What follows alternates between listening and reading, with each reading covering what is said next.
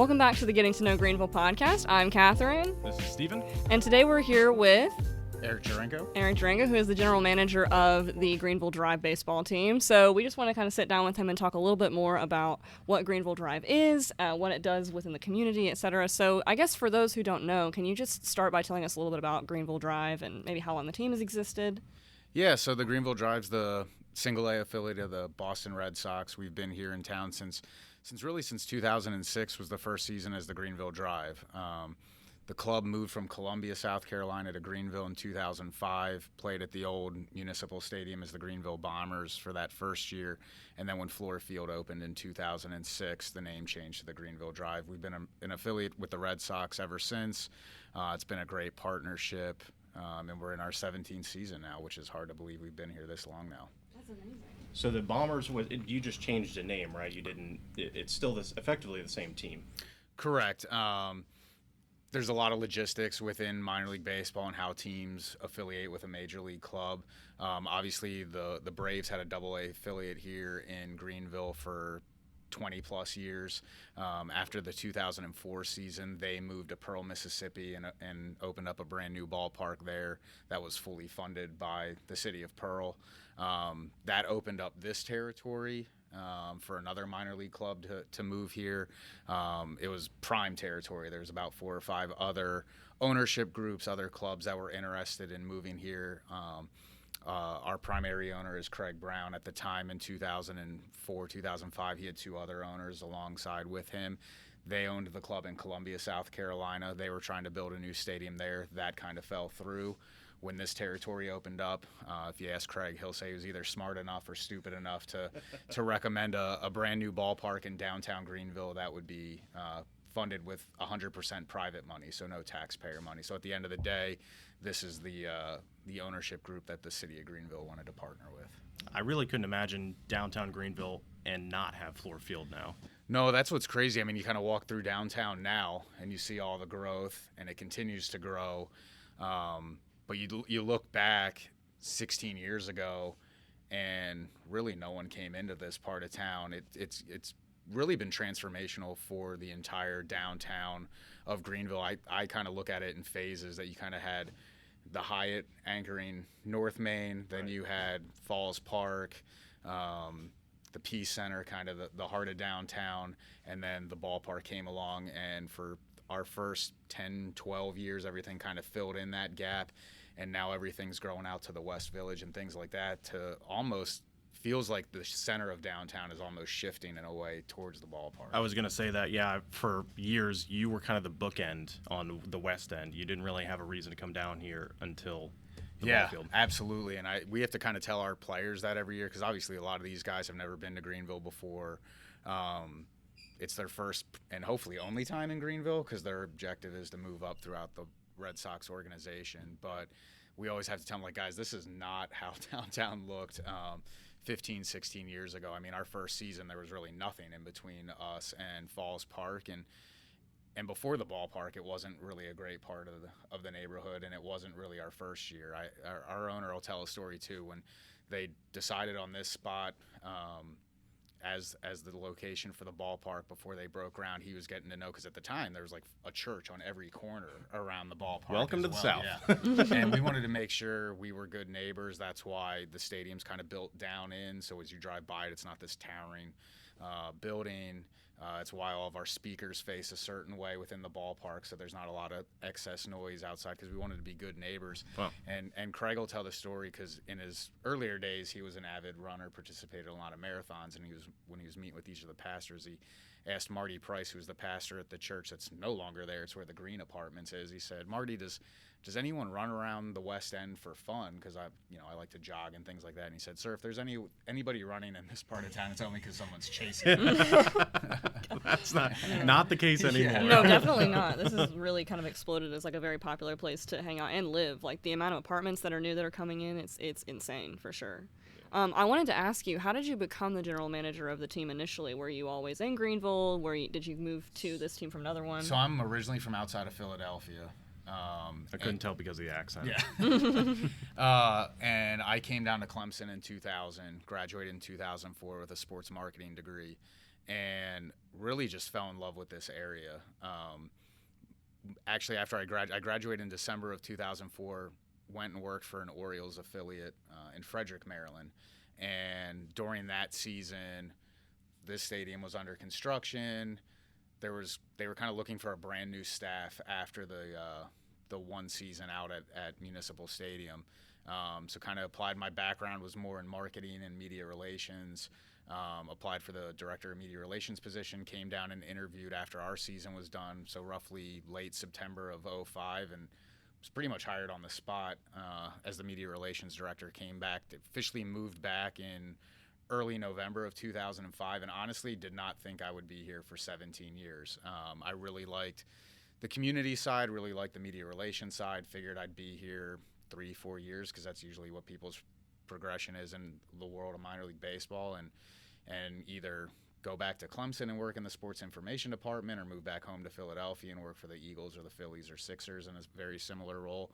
But just over time, just continued to fall in love with this area.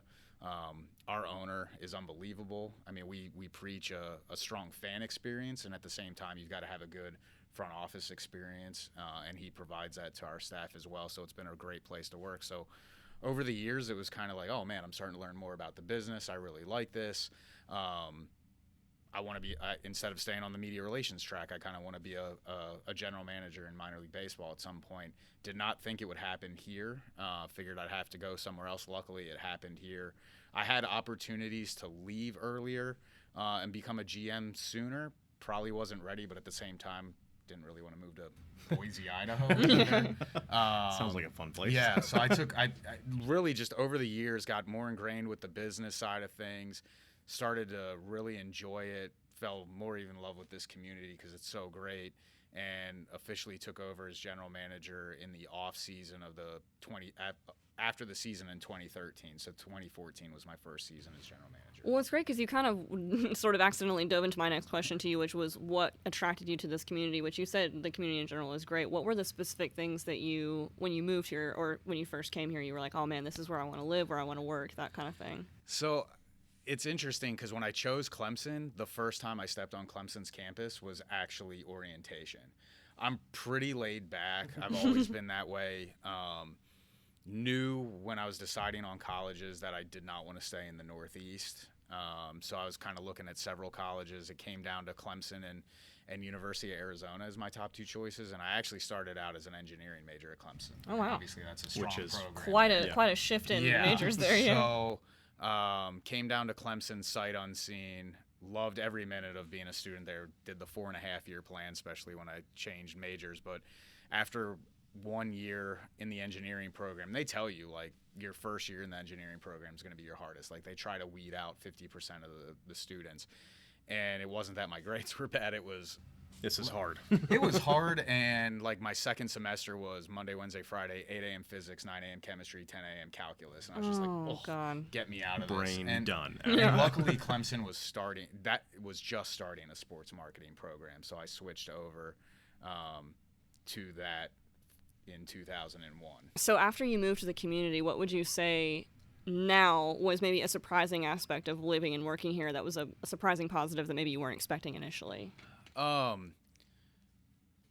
Just how collaborative this community is. I mean, Greenville as a whole, or are you talking about your ball? No, I think Greenville as a whole has always been that way. I mean, everyone kind of knows everybody. But also what I've always loved about Greenville, even before kind of the explosion of all the development and economic development in this area, was that when you had the ballpark, when you have the Peace Center, when you have the beautiful downtown that we have, when you have Falls Park, I've always told friends and family that come and visit from Philly, you get a big city feel in terms of sports, concerts, restaurants, bars, but you don't get some of the hassles that come along with a big city. Like, we complain about traffic in downtown but like downtown traffic in Philly, New York, Baltimore, where I've lived. I'm from Orlando. I-4 is a parking lot. Oh, it's a whole nother, like, I live in Simpsonville now, and it should take me 20 minutes to get to work, and if it takes me 25, I'm like, oh my gosh, I hit bad traffic today. And my friends at home in Philly have like an hour-and-a-half commute for 7 miles because of traffic. That's the thing. Like, I'm from Knoxville, Tennessee, which is like a little bit bigger than Greenville, but the traffic there is even like way worse than it is here. And I mean, it's not like, not to the level of Boston or Philly or anything like that, but still, like, it, you know, it could just, you would get in like a bottleneck and you would just sit there for a while, and like every morning is a challenge. And compared to the traffic here, when I moved here and people were like, God, traffic is awful, I was like, I mean, it's not that bad, you know. Woodruff Road on a Saturday is like every day in a big city. Yeah. I will say I live on Woodruff Road, and it's like I live at that intersection of like Roper Mountain and Woodruff, and that one intersection is like the bane of anyone's existence if you get there between like morning traffic or rush hour or anything. Anyway, not to get off on traffic, but I also wanted to kind of ask you about, what do you feel Greenville Drive kind of brings to the community? Because obviously I know that they bring a lot of people together. I mean, a lot of people who aren't even sports fans love to just turn out to the games. So like, how do you feel Greenville Drive kind of interacts with the community, and what does it bring out? And that, I mean, that's been our mission since the very beginning, and that's really come down from our owner, Craig, in that while we're a privately owned business, we want to operate like the community owns us. We've always looked at it as we're more than just a baseball team. When we broke ground even in 2005 on the stadium, Lillian Brock Fleming from City Council even said this ballpark is going to be more than just baseball. And we've kind of operated that way for 16 years now, in that if we just promote ourselves as a baseball team and do nothing else, we're going to get what we deserve, and it's probably going to be 1,500 fans max at each game. Right. And we've used the ballpark as a community platform. So that's when you see on a Tuesday in July, we partner with the likes of BMW, Michelin, Greenville Technical College to communicate to our fans the world of advanced manufacturing and engineering. And there's exhibitors and 3D printers and robots. It's all about that experience. And most minor league baseball teams, if not all of them, will say it's about the experience. Because again, we've been here for 16 years. We've got a great relationship with the Red Sox. We've had 102 players play in Greenville and reach the major leagues. But we're at the beginning stages of a player's career, so most fans don't know who's going to be that next superstar. I mean, I still tell people, we had Mookie Betts here in 2013, and people do not remember him. They're like, wait, what? Mookie Betts played in Greenville, and he's like the best player in the world now? Yeah. So it's what other things are we doing to create a great family experience? If I could even speak to that too, like I go to, I don't know, countless games, and we have client events here. It's about the kids. You've got like a kids corner in the kind of grassy area, but also Greenville, if you've not been here, is a foodie place. Oh yeah. And I love that when even my wife and the kids were here last week, and Sarah's like, I just want popcorn and like a hot dog. Well, yeah, you can get that, and you can also get barbecue and Subway, like just all the kinds of different things that Greenville has outside the ballpark is also inside, and you have like 100 different options, which is awesome. No, and that's, I mean, one of the unique things for us too is we self-operate everything. So even on the food and beverage side, we don't use a third-party vendor like Center Plate or Aramark.